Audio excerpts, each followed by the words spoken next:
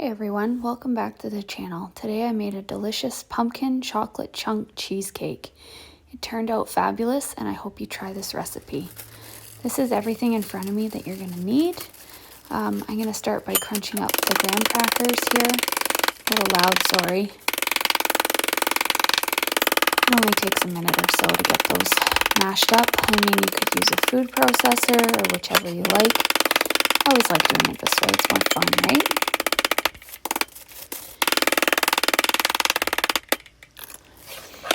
So see, fairly quick. I'm just going to add that to a bowl. That was probably about a cup and a quarter of graham cracker crumbs. And I take about half a cup of butter, melt it in the microwave for about 30 seconds, 45 seconds.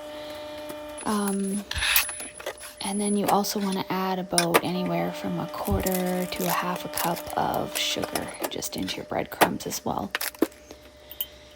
And you just want to mix that up so it's like a sandy consistency when it all comes together.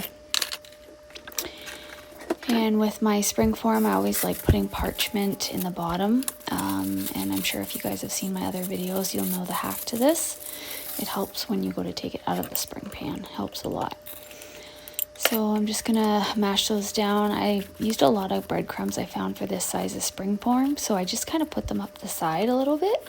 It kind of makes it kind of fun, gives it a different look for the cheesecake.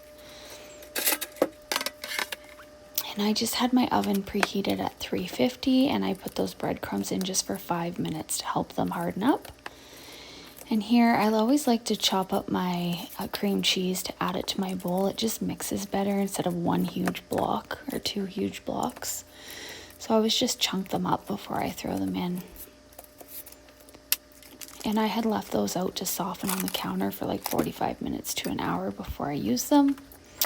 I added half a cup of sugar, the white granulated sugar there.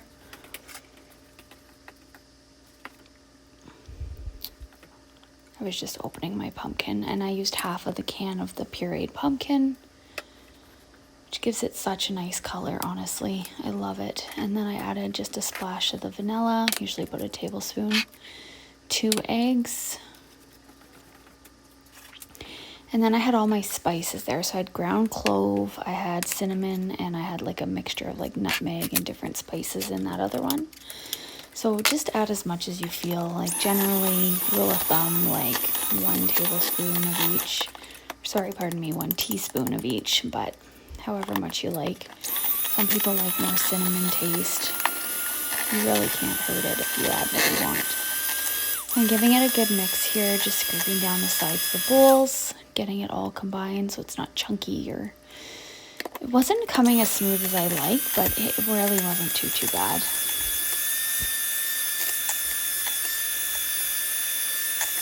I had it on high, try not to over mix it, but just enough to get everything in there. I added a little bit more of the spice that I like. You can tell by the smell too, honestly. Use your nose and see how it smells to you. So then I added in a cup of the chocolate chunks to mix in, and then you'll see once I pour it in the spring pan, I add like some on top just for the look of it, really. I had to get most of the batter, trying to scrape the sides. This was so super delicious. You guys have to try it. I love it. It reminds me of fall, but in the summer. I miss October, it's my favorite. So there, it went in the oven, 350 for an hour. Then I left it in the oven with the door shut and the temp off so the oven wasn't running for another hour. It just helps prevent cracking. So then see how swiftly it moved to the serving platter. And then I just trimmed that extra parchment off to give it a nice finished look. Great for serving. And there you go, guys. It's really easy, really fun. I love cheesecakes, and I hope you guys try this one out. If you do me a favor and like and subscribe for more recipes, I hope you stick around.